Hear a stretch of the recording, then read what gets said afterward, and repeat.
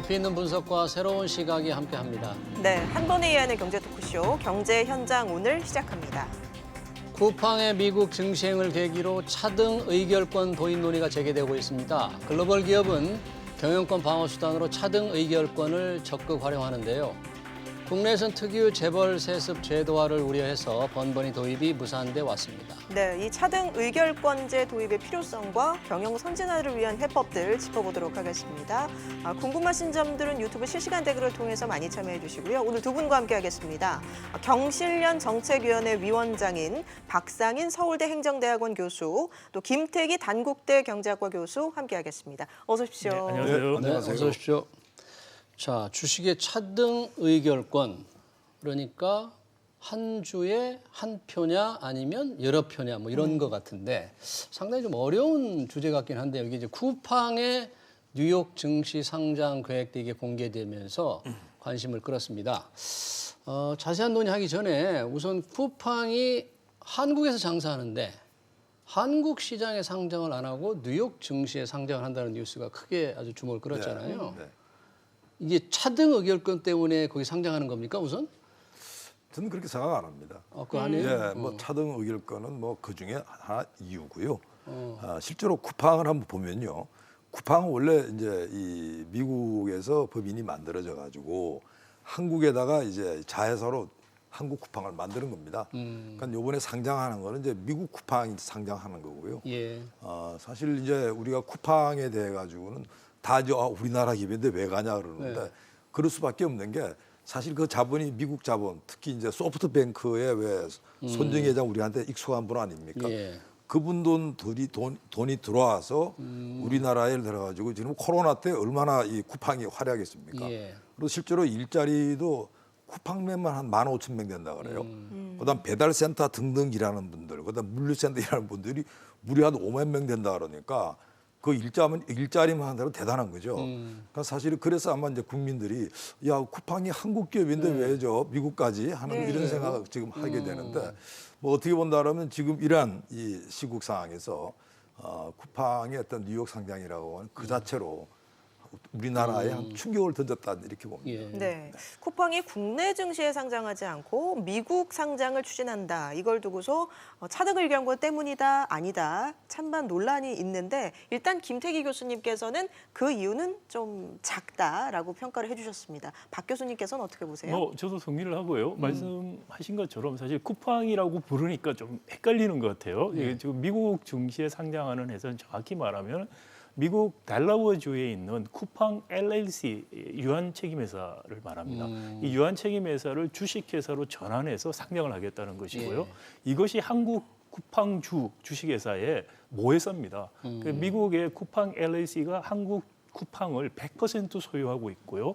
이 사업회사 자회사는 한국에 등록돼 있는 한국 회사죠. 한국법에 영향을 받고 있고 그렇기 때문에 사실은 이 한국 쿠팡이 마치 미국 가서 상장한다는 착각들을 하는 것이죠. 그렇게 용어의 생각하는 분들이 굉장히 혼돈이죠. 많았어요. 그렇죠. 네, 그것이 아니고 한국의 쿠팡은 여전히 비상장 100% 미국 모회사의 자회사로 남아 있고요. 미국의 모회사가 미국 증시에 상장하는 겁니다. 이번에 증권위원회 미국 SEC에 상장을 위해서 신고서를 냈지 않습니까? 그 폼이 S1이라는 폼을 냈는데 그거는 미국 국내 기업이 미국에 상장할 때 내는 것입니다. 알리바바 같은 경우에 뉴욕 증시에 상장할 때 외국 기업으로 상장을 했습니다. 그때는 F1이라는 폼을 냈습니다. 그렇기 때문에 사실은 이것이 그 쿠팡이라는 이름 때문에 오는 혼돈이고요. 쿠팡은 만들 때부터 자본 조달을 미국에서 특히 일본계 미국계 자본을 조달하는 방식으로 설계가 됐습니다. 사업은 한국에서 하고요. 그렇기 때문에 만들 때부터 미국 나스닥 또는 뉴욕 증권거래소에 상장하는 것을 목표로 해서 왔다 이렇게 봐야 되겠죠. 쿠팡이 상장한다고 하니까 우리 동학개미들이 한국에서 이제 쿠팡 주식을 사야 되겠다고 생각을 했는데 미국에 투자를 해야 되겠네요. 미국 쿠팡 LLC가 상장사로 바뀐 곳에 주식을 살 수 있을 것 같은데 지금 우리 관심을 끄는 게 차등 의결권. 네. 그러니까 쿠팡의 김범석 회장이죠. 네. 한 주식당 뭐 29개의 의결권이 있다는데 이 차등 의결권이라는 게 뭡니까 그런데? 그러니까 보통 우리가 이렇게 되잖아요. 예. 주식 한 주 가지고 있으면 의결권 하나 행사하는 겁니다. 그죠? 우리나라 상법의 원칙이에요. 근데 그렇게 하다 보니까 쉽게 말해가지고 이제 뭐 첨단 기업이나 예. 이런 혁신 기업들 입장에서는 근데 경영권이 불안하잖아. 그러니까 사실은 그걸 싫어해요. 근데 그러다 보니까 당연히 내가 그만큼 노력을 했고 위험 부담했으니 거기에 대해서 의결권을 더 다오. 그게 이제 차등 의결권 제도고요. 예. 그래서 이제 그걸 법으로 이제 허용하는 게 아까 이제 우리 델라웨어라고 이야기를 했는데요. 네. 미국의 델라웨어라는 주가 있습니다. 예. 미국의 아주 작은 주예요. 근데 그 주에 말이죠. 미국의 네노라는 기업들, S&P 그 스탠다드 푸어스의 500대 대기업이 한 60%가 다 델라웨어에 적을 두고 있습니다. 왜? 그 주가 굉장히 어떻게 보면 이런 기업의 어떤 혁신을 지원할 수 있는 여러 가지 제도의 혁신이 막 일어나는 데거든요. 그러니까 사실은 이제 쿠팡도 그게 베이스를 두고 이제 움직이고 있는 거고. 그러니까 우리나라 입장에서는 뭐야? 쿠팡 왜 저로 가는 거야? 예. 그래서 사실은 이제 우리나라에도 지금 차등 의결권 제도를 사실은 지금 현 정권에서는 별로 이 제도랑 안 맞는 것 같은데요. 왜 안 맞는 겁니까, 현 정부와? 지금까지 무슨 혁신이라고 하는 걸 해본 적이 없으니까요. 근데 이거는 어쨌든 간에 제도 혁신이거든요. 이 제도 혁신이라고 하면서 특히 기업이 뭔가를 들어가지고 좀 규제를 푸는 뭐 이런 류의 어떤 이 정책으로 돼 있기 때문에 이 정부도 혁신 경제를 주장을 했는데. 사실은 뭐 말은 혁신 경제였는데 그 혁신이라는 게 사라져 버려 가지고요. 그러니까 사실 그런 의미에 있어 가지고 이번에 제가 볼 때는 충격은 더 컸다. 그리고 또 이 부분은 일종의 이제 우리 특히 기업들 입장에서는 이게 진짜 가뭄의 좀 단비라고 하는 정도로 느끼지 않을까 생각합니다. 박 교수님, 그럼 차등 의결권이 지금 한국에는 허용돼 있지 않는데 허용을 한다는 것이 어떤 혁신적인 그런 경제를 조금 뒷받침하고 기업들의 자율권을 좀 높여주는 그런 긍정적인 그런 게 확실히 있는 겁니까? 우리는 차등 의결권이 없고 미국은 있으니까 뭐 그렇게도 생각은 됩니다만 안 그렇습니까? 네, 그 사실 뭐 여러 가지 참 복잡한 게 얽혀 있습니다. 네. 조금 차근히 한 말씀을 먼저 예. 드리면은요. 차등 의결권이라는 게 한 주가 의결권이 하나가 아닌 경우를 보통 말합니다. 그래서 한 주가 2개 이상, 하나 이상의 의결권을 행사할 때 우리가 복수 의결권이라고 부르고요. 예. 그리고 한 주가 하나 미만의 의결권을 행사하는 것도 차등 의결권입니다. 이건 부분 의결권이라고 부릅니다. 그런데 흔히 이제 복수 의결권을 차등 의결권이라고 부릅니다. 네. 그런데 유럽에서 어떤 나라들은 복수 의결권을 허용하지 않고 부분 의결권만 허용하는 나라도 있어요. 그게 정부나 이런 데서 유럽의 몇 개국이 차등 의결권 허용합니다라고 할 때 복수 의결권 허용 안 하고 부분 의결권 허용하는 나라까지 포함해서 이야기를 하고 있는 거고요. 우리가 논의하는 건 이제 복수 의결권 한 네. 주당 한 주 이상, 한 주 이상 그거죠? 하나의 의결권 네. 이상입니다. 우리는 지금 법에 나온 건 10개까지 허용하겠다는 10개까지. 거고요. 제가 말씀드리고 싶은 건 우리 상법에 우리도 부분 의결권은 허용하고 있습니다, 이미. 아, 이미요? 네, 발행 주식의 4분의 1까지 의결권이 없는 의결권 배제 주식을 발행할 수 있게 하고 있습니다. 네. 그런데 실제 발행된 사례가 없습니다. 왜냐? 자본시장에서 유통이 안 되기 때문입니다. 어. 자, 우선주는 차등 의결권은 아닙니다만은 의결권이 없는 주식 없죠. 발행할 수 있습니다. 예. 자, 그리고 우리는 기업들이 자회사 가질 때 100% 지분을 안 가지죠. 보통 한 20, 40을 가집니다. 이런 식으로 출자 단계를 통해서 소유와 지배가 괴리되게 일어납니다. 차등 의결권은 작은 자본으로 많은 통제를 할 수 있는 지배를 소유와 지배를 괴리시키는 수단입니다. 자, 그런데 국내는 이미 소유와 지배가 괴리될 수 있는 수단이 너무나 많습니다. 특히 자회사, 손자회사 출자를 하면서 100% 이하로 출자를 하면서 생기는 것들이죠. 공정거래위원회가 2020년 5월에 발표한 자료를 보면은 공시 대상 재벌들은 지금 현재 계산을 해보면은요 한 주로 15 의결권을 이미 행사하고 있는 실질적인 형국입니다. 우리 그러니까 차등 의결권보다 훨씬 강력한 소유 지배 계리가 허용되는 제도가 있다라는 걸 먼저 말씀을 드리고요. 그럼에도 불구하고 한국 재벌들이 끝없이 차등 의결권 도입을 요구해 왔습니다. 예. 지금 같은 상황에서 이것을 얹어주면은 예를 들어서 한 주에서 10 의결권을 하면은 단순한 계산으로 150배까지 의결권을 확장시킬 수 있게 되는 거죠. 150배라는 건 아까 그 뭐 제일 위에다가 1에 10주를 의결권이 있는 차등 의결권을 얹어버리면은 그럼 밑에 15배가 되니까 곱하기 10이 되는 거죠. 그러니까 엄청난 경제적 집중과 재벌의 전횡이 일어날 수 있는 것이기 때문에 과거에 보수 정권에서조차 허용하지 않았던 겁니다. 그런데 지금 문재인 정부가 갑자기 뜬금없이 김 교수님 말씀하신 것처럼 전혀 생각도 안 했는데 뜬금없이 이걸 하겠다. 그러면서 혁신 이야기를 하고 있는 거죠. 박 비상장 교수님은 지금 경실련 활동을 열심히 하고 계시잖아요. 근데 문재인 정부하고 좀 소통이 될 것 같은데 이게 뜬금없다고 그래도 됩니까? 소통이 안 되고 안 있죠. 됩니까? 저희들이 사실은 여러 통로를 통해서 이런 문제점들을 지적을 계속 해왔습니다. 2018년 지방선거 이후에 문재인 정부가 이것을 사실 추진을 했었는데요. 예. 이번에 다시 들고 나온 것이고요. 예. 그동안에 지속적으로 저희가 소통을 하려고 노력했는데 저희는 노력했는데 소통이 안 된 것 같아요. 아니 그러면 그쪽도 소통이 안 되고 이쪽 오른쪽 소통이 안 되고 좀 걱정이 예. 돼요. 일단 박 교수님 말씀은 지금도 차등 의결권과 같은 효과를 내는 제도가 있는데 여기에 차등 의결권까지 더해지면 너무 좀 기업에 좀 과한 힘을 주는 것이 아니냐 이런 의견이세요. 어떻게 보세요? 글쎄요, 우리 뭐 박 교수님 걱정은 이해는 가는데요. 예. 사실 이 문제는 저도 상관없어요. 이번 법에 지금 하려고 하는 거는요. 그 이름하여 비상장 벤처기업입니다. 네. 그러니까 예를 들어 가지고 뭐 삼성이나 이런 회사 말하는 거 아니에요. 또 그리고 삼성이나 이런 데서 일반 주주들이 가만히 있습니까? 아니 자기가 뭔데 차등 의결권 가져가? 예. 절대 안 됩니다. 못 바꿔요. 근데 이거는 쉽게 말해가지고 새로 태동하는 어떻게 보면 이제 그 뭐랄까 작은 기업이지만 스타트업들, 혁신적인 벤처기업들. 벤처. 네. 그러니까 현재는 비상장이고 벤처의 그 인정을 받는 회사들이 가능한 거예요. 예. 지금 현재 정부가 추진하는 법이 그렇다는 그건 얘기죠? 그렇습니다. 네. 그러니까 아까 이제 델라웨어 같은 경우는 다르고요. 그러니까 델라웨어 미국 경우에서 가지고는 정말 그 혁신의 정말 그 용광로처럼 돼 있고 그거 말고 한국에서 지금 추진하려고 하는 거는 이제 예. 박 교수님이 걱정하는 부분과 전 상관이 없다는 거예요. 그러니까 쉽게 말해가지고 우리나라 대기업들이 뭐 그렇게 한다 그러면 저도 그 부분에 상당히 우려가 좀 되는데요. 예, 예. 근데 그게 주주들이 용납합니까? 자, 제가 불가능한 건 조금만요. 그래서 이 부분은요. 쉽게 말해가지고 비상장 벤처기업으로 한정이 된다는 거.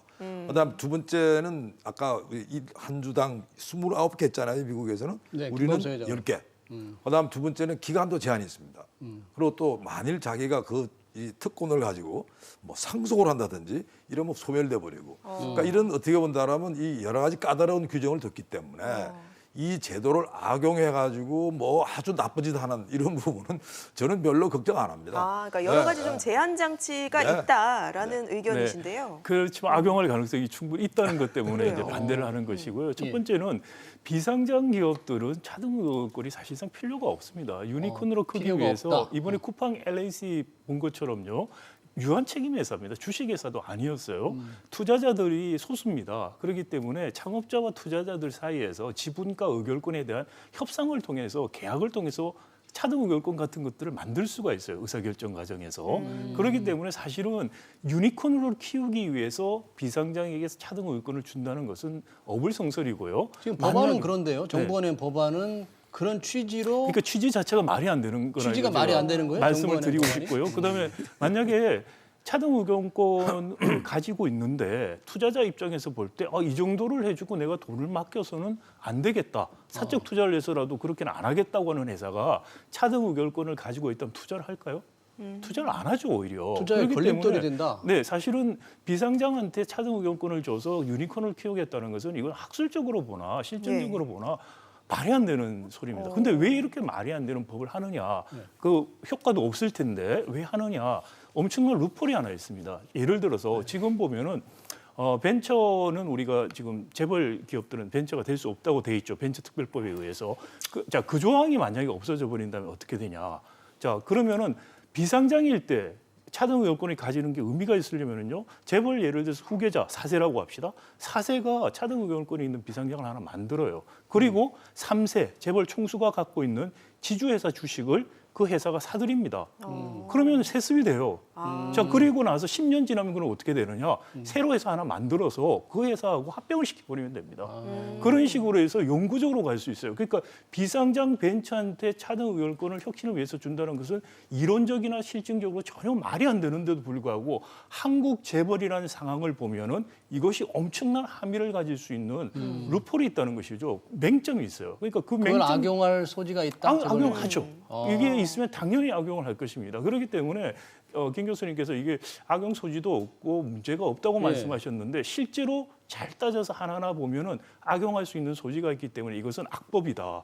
그래서 이 법 자체는 정부가 국회에서 철회하는 게 맞다 저는 생각이 됩니다. 제가 좀 말씀드려야 될 것 예, 같은데 예. 이 부분도 자 한번 볼까요? 아까 이제 미국은 우리보다 훨씬 더 뭐 다 풀어놨어요.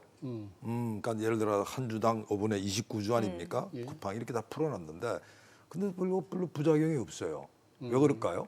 우선 첫 번째 미국의 뉴욕 이 주식시장에 상장을 할 때도 까다롭지만 그다음 그 이후에 아까 우리 박 교수님 지적하듯이 여러 가지 악용하는 이런 부분은 딱 잡아내가지고 벌 줍니다. 그러니까 우리도 마찬가지예요.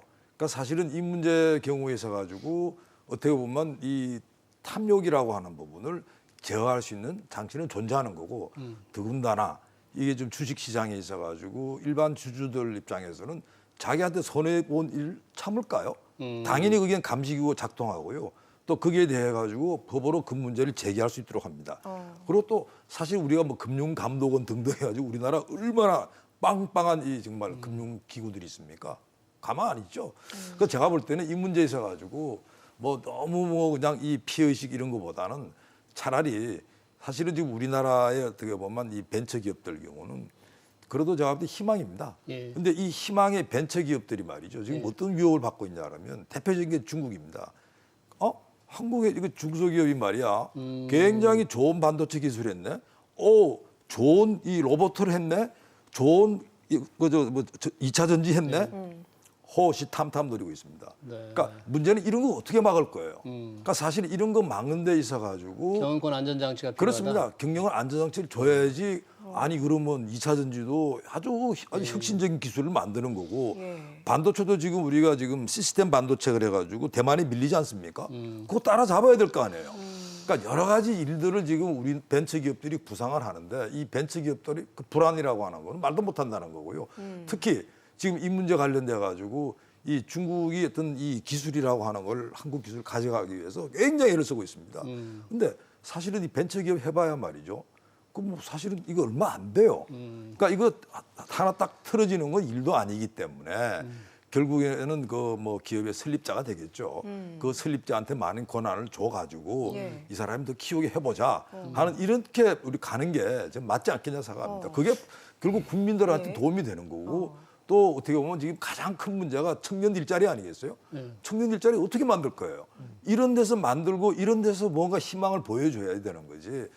사실 다른 부작용이 있으면 부작용 만들 장치는 충분하다. 알겠습니다. 이런 자, 말씀. 부작용 만들 예. 장치 충분치 않고요. 지금 합법적으로 다 할 수 있다는 말씀을 드린 겁니다. 그리고 지금 말씀하신 게 정부가 벤처하시는 분들한테 하는 프로파간다입니다. 상관 전혀 없는 내용이에요. 그걸 말씀드리고 차등 싶고. 의결권하고 자, 벤처 그렇습니다. 상관이 미국하고 먼저 말씀을 하셨는데 미국 같은 경우에는 자회사가 구글이죠. 구글이 알파벳의 자회사입니다. 100% 자회사입니다. 미국은 자회사를 100%로 가지지 않게 될 때 소송의 위협이 굉장히 크기 때문에 100% 자회사를 가집니다. 그렇기 때문에 소유지배의 괴리라는 것이 차등 의결권 단계밖에 안 생겨요. 그런데 우리는 그 단계에다가 밑에서 출자 등이 이런 것들을 통해서 곱하기 15배를 해버릴 수 있는 구조를 갖고 있다는 거죠. 이거 바꾸고 이거를 바꾸는 개혁을 하고 나서 도입하자 반대하지 않겠습니다. 그런 상황을 내버려 두고 빤히 보이는 부작용이 있는데 도입하는 거 네네. 문제가 있고요. 그다음에 두 번째는 차등 의견권을 발행을 안 하더라도 말씀드린 것처럼 비상장 단계에서 작은 회사들이 투자를 받을 때는 협의를 통해서 충분히 할 수가 있습니다. 의결권을 보장받는 협의를 배민도 했었고요. 경영권 안전장치 별도로 없어도 그렇습니다. 확보할 수 아니, 있다. 확보할 수 있습니다. 근데 그거를 확보할 수 없는 수준의 기업이 차등 의결권을 가진다고 투자를 하느냐? 투자를 받을 수가 없어요. 그리고 중소기업부가 원안에서는 차등 의결권을 발행할 수 있는 기업의 조건으로 투자가 지금까지 100억 이상이고 신규 투자 50억 이상 할 때 발행할 수 있다고 돼 있는데 여기에 해당하는 기업 10개 정도밖에 안 된다고 합니다. 법안의 내용이 그런 것도 있습니까? 법안에서 있었던 걸 빼서 시행령으로 돌렸습니다. 근데 그런 내용들 보면은 중소기업에서 불안해하시는 사장님들에게 정부가 정말 잘못된 이야기를 하고 있다. 사실 그런 안정감, 지나친 경영에 대한 간섭이라든지 이런 부분들은 모태펀드에 규정을 둬서 지나친 간섭을 못하게 한다든지 할 수 있어요, 충분히. 그런 것들을 하지 않고 차등의결권을 뜬금없이 낸 것은 전혀 말이 안 맞고요. 제가 한 가지만 더 말씀드리고 싶은 것은 우리나라 유니콘 기업들이 비즈니스 투 컨슈머 분야 많습니다. 지금도 한 10개 정도 되지 않습니까? 미국, 중국, 유럽 비교해서 유럽보다 훨씬 많습니다. 자, 그러면 어디서 문제냐? 비즈니스 투 비즈니스 중간재 산업이에요. 중간재 산업에서 유니콘도 안 나오고 혁신이 안 일어나는 이유는 소비 관련 기업에서는 유니콘이 나오고 있는데 그렇습니다. 그 중간재 이유는 산업은 뭐냐? 없다. 전속 계약 관계에 있고 기술 탈취가 일어나고 단가 우려치가 일어나고 있어요. 전속 계약 관계에서 일어나는 이 기술 탈취, 단가 우려치기를 막아줘야지 혁신이 일어나는 겁니다. 혁신이 일어나서 그 기업이 기술력이 있으면 협상력이 생겨서 좋은 협의를 해서 경영자가 경영권을 보호를 받는 협상을 충분히 할 수가 있습니다. 정말 정도를 가야 되는 것을 두고 정말 말이 안 되는 법안을 만들어서 엄청난 사회적인 폐해. 사실은 재벌들이 3, 40년 동안 수건 사업을 뒤로 해서 뒤쪽으로 문을 열어주는 식의 지금 행태를 하고 있다. 개탄스럽다는 말씀을 드리고 싶습니다. 제가 좀 말씀드려야 될 것 같아요. 잠시만요. 네. 당사자인 벤처기업들은 이 차등 의결권 도입에 대해서 어떻게 생각하고 그러니까 있어요? 벤처기업 하시는 사장님들한테 이야기를 들어보면은 벤처기업들이 차등 의결권을 하면은 발행하면은 경영권이 없이 투자를 그냥 받을 수 있다고 단순히 생각을 하세요. 근데 거꾸로 생각을 해보세요. 투자하는 입장에서 자기 돈을 맡기는데 당신이 알아서 쓰라고 해서 맡길 사람은 없습니다. 자, 그게 만약에 강요가 되면 어떻게 할까요? 모태펀드 같은 데서 나중에 수익률 보장하는 계약을 맺으려고 할 겁니다. 그럼 벤처 캐피탈이 아니고 그것은 은행 융자가 되는 거예요. 오히려 벤처 생태계를 망칠 수가 있는 법안입니다. 제가 좀 예. 말씀드릴까요? 네. 사실 우리나라 기업 이야기하면 모르겠어요. 우리 박 교수님하고 그러신 건지 아니면 경실련 전체가 그런 건지 아니면 대부분의 사람이 그런 건지 그러니까 이른바 진보라고 하는 이런 분들 기업이라 그런다면 무조건 기술 탈취에 무슨 가격 후리치기 이야기하는데요. 지금 문제는 현재 이 문제랑 전혀 다른 이야기예요. 무슨 차등 의결제랑 무슨 상관이 있습니까? 그 문제는 말 그대로 우리가 공정거래법이나 이런 데서 규율을 하는 법이고요. 그리고 아까 이제 우리가 미국 이야기를 했는데 사실 미국에 뭐 우리가 무슨 뭐 구글도 그렇고 페이스북도 그렇고 잘 나가네 하는 이런 기업들 뭐 사실은 이제 글로벌리 정말 대단한 회사들이죠. 이런 회사들 다 어떻게 보면 이런 제도 덕분에 빨리 컸습니다. 그리고 또 차등 의결권이라는 제도 같은 그렇습니다. 제도 덕분에 예, 특히 말이죠. 실리콘밸리 그 기업들은요 거의 대부분 이렇게 해요. 그리고 우리가 또 하나 명심해야 될 거는 차등 의결권 제도도 우리한테 생소하지만 예. 아직 우리나라 여전히 생소한 게 스탁 옵션이라는 게 있습니다. 스톡 옵션. 스탁 옵션이요. 쉽게 말해서 근로자들한테 그런 어떻게 보면 혁신의 성과를 나눠주는 제도죠. 주로 이제 예, 경영진들이 많이 받는 거죠, 그래도. 경진지도 받지만 바로 그겁니다. 실리콘밸리 기업 일반 직원들도 받아요. 예. 지금 우리나라도 뭐 지금 IT 기업들 굉장히 제가 볼 때는 높이 평가하는 게 그걸 같이 뭐 나누겠다는 거예요. 그러니까 사실은 뭐 회사까지 말씀드리죠. 뭐 제가 보니까 최근에 뭐 네이버도 그렇고 카카오도 그렇고 사실은 이제 그런 어떻게 본다라면 굉장히 혁신적인 보상 제도를 가져오고 예. 그다음 지배 구조도 혁신적으로 갑니다. 그러니까 우리나라 기업이 잘하는 건 잘한다고 이야기할 텐데 우리 기업은 딱 낙인 찍어버립니다. 왜 낙인 찍죠? 왜 대한민국 기업은 다 정말 무슨 기술 탈취하고 가격 후리치기 합니까? 그러니까 이런 문제가 만일 있다면 미국에도 있는 문제고요. 또 이 문제에 대해 가지고는 엄연히 공정거래법이라든지 이런 법으로 충분히 규율할 수 있기 때문에 지금은 기업이 좀 더 일자리 많이 만들고 그리고 또 우리의 경쟁력을 높일 수 있도록 전면 나서주도록 해주는 게 맞다. 이제 기업의 네, 어떤 그래서 책임과 이런 걸 본질적으로 넓혀서 얘기하기 전에 잠깐 말씀하시다가 네. 이 차등 의결권 제도가 있는 미국의 경우에 네. 뭐 성과가 좀 좋다 그러는데 일반적으로 학술적 연구가 그런 게 좀 있습니까? 어떻습니까? 그렇지 혹시? 않고요. 뭐 저기 한국의 뭐 모든 기업이 그렇다 일반화시켜서 말씀드린 거 아닙니다. 자, 네이버라든지 카카오 같은 거 비즈니스 투 컨슈머예요. 예. 우리 제조업 쪽에서 하고 왜 다른가를 한번 생각해 보시라는 말씀을 드린 거고요. 지난번 국감에서도 나왔지만 삼성 기술 탈취, 삼성전자 기술 탈취 국감에서도 이슈가 됐습니다. 현실입니다. 중소기업 사장님들 만나보십시오. 직접 간접으로 기술 탈취 경험 없는 분이 없어요. 그런데 그게 지금 없는 것 같이 말씀을 하시면 안 된다는 거 제가 꼭 말씀드리고 싶고요. 또 하나 미국 말씀하신 잘 나가는 거 기업 다 그러냐? 아마존 그리고 애플, MS 차등 의결권 없습니다. 그리고 우버 차등 의결권 없이 상장했습니다. 기업들이 상장할 때 차등의견 발행하느냐 아니냐 굉장히 전략적으로 생각을 하게 됩니다. 미국의 경우에는 공시제도도 우리보다 훨씬 강합니다. 많은 정보를 다 공개하게 돼 있고요. 그리고 100% 자회사만 가져야 된다는 기업 지배구조라든지 공시제도의 투명성 때문에 일어날 수 있는 부작용이 최소화되기 때문에 어느 정도 자율권이 있습니다. 그런데 차등 의결권을 미국의 NASE 뉴욕 증권거래소 다음에 도입한 예를 들어서 홍콩, 싱가포르라든지 인도 이런 데를 보면은 훨씬 더 강한 상장 주칙 자체 자율이 아니고 왜냐하면 기업 지배 구조나 공시가 약하기 때문에 일몰 규정 같은 걸 둔다든지 기업 가버넌스에 대한 규제들을 강화된 것들을 두고 있습니다. 우리도 법에는 일단 그걸 받아들이고 있는 것이고요. 다만 이것이 상장이 아니고 비상장 기업을 벤처로 키우겠다는 데는 세상 어디다 없는 것이고요. 이거에 효과성이 없을 겁니다. 그러면은 결국은 나중에 가서 효과가 없기 때문에 재벌 대기업들도 허용해 주자는 식으로 가기 시작하면은 이것은 세습에 악용될 것이라는 거 드리고요.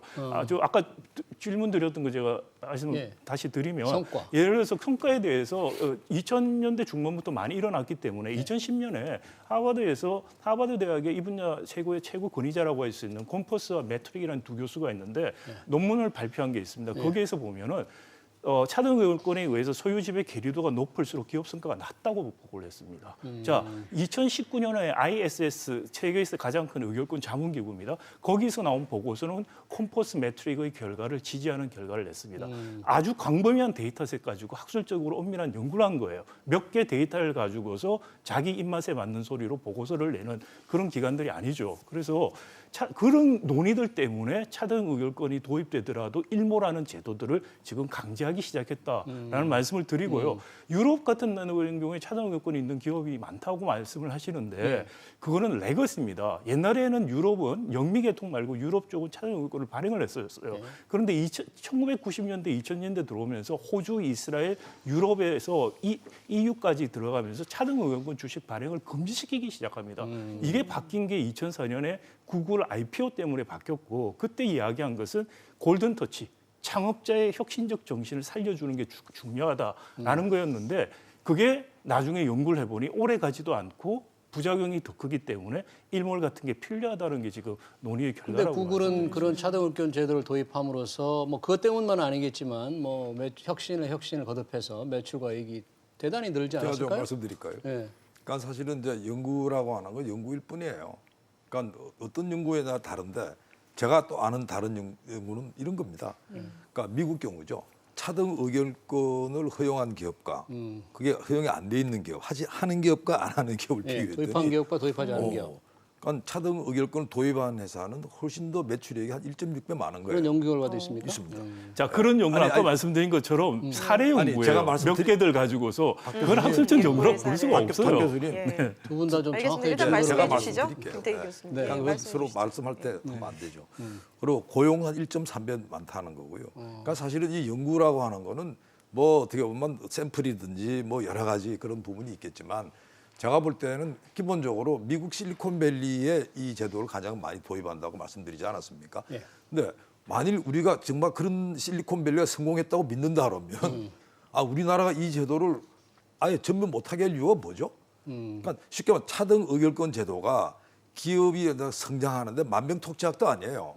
그리고 또 잘못하면 주주들이 나 안 해, 투자 안 해야 할 수도 있습니다. 그러니까 이 문제는 선택의 문제거든요. 근데 선택의 문제를 충분히 길은 열어놓고 거기 선택하도록 해줘야지. 길은 열어놓고 아예 안 되니까 이거는 무조건 안 돼? 그 무조건 안 된다고 하는 이런 부분들은요. 그러니까 좀 기업의 자율에 맡기자. 그렇습니다. 그러니까 쉽게 말해가지고 그 기업이 말이 전략적인 선택을 할 거예요. 그러니까 쉽게 말해가지고 일반 주주들한테 광범위하게 투자를 받기 위해 가지고는 내가 차등 의결권 하면 곤란하지? 그걸 안 할 거고요. 근데 어떤 경우에서 가지고는 이 부분은 뭐 예를 들어 가지고 몇 개의 어떤 특수한 주주들과 힘을 합쳐야 된다 그런다면 할 거고. 그러니까 이거는 어떻게 보면 기업이 어떤 혁신 활동하느냐, 어떤 지금 업종에 있느냐 뭐 이런 거에 따라서 저희는 다를 거라고 알겠습니다. 보거든요. 그럼 박사님 교수님 마지막으로 이 네, 기업의 소유 자율에 지배 맡기자. 구조가 어떻고 공시가 어떤 거에 따라서 그것이 허용이 될 때 효과가 달라지는 것입니다. 미국과 우리의 차이점을 아셔야 되고요. 한국 재벌 체제에서 이것이 비상장한테 허용이 되더라도 상장을 안 할 겁니다. 그 기업을 세습하는 데 활용할 수 있는 여지가 너무나 큽니다.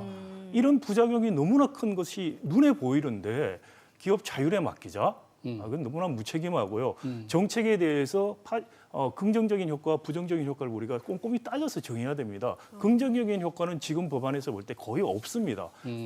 부정적인 효과는 너무나 클 수가 있고 예. 한국 경제, 한국 미래에 너무나 큰 영향을 미칠 수 있는 부분이다는 걸 꼭 제가 말씀드리고 싶습니다. 두 예. 분 간에 참 의견 차이가 딱 많네요. 한 말씀만 팽팽합니다. 드릴까요? 예. 제발 기업은 짧게 나쁘다고 하는 부탁드릴게요. 선입견 갖지 마시기 바랍니다. 예. 정말 그런 선입견 기업이야말로 갖고 있는 사람 일자리 없습니다. 만들려고. 그러니까 사실은 지금 기업에 자꾸 딱지를 붙이니까 예. 기업이 그럼 뭘 좀 하려고 꼭한 그런다면 가지만 말씀을 다 드리겠는데요. 못하게 한다는 네. 그런 그건 이야기가 아닙니다. 나오는 기업이 거예요. 아니 지금 그 얘기잖아요. 중요하고 지금. 기업이 돈을 벌고 그러니까 기업이 확장해야 되는데 선택할 수 반대하는 있도록 길을 사람 아무도 열어주자는 없습니다. 건데 그거를 어떻게 못하게 돈을 하자는 벌게 거예요. 하느냐는 것이죠. 알겠습니다. 사익 편취를 예. 통하지 말고 혁신을 통해서 돈을 벌게 하자는 것이지 기업을 반대한다고 말씀하시면 안 됩니다. 알겠습니다. 팽팽합니다.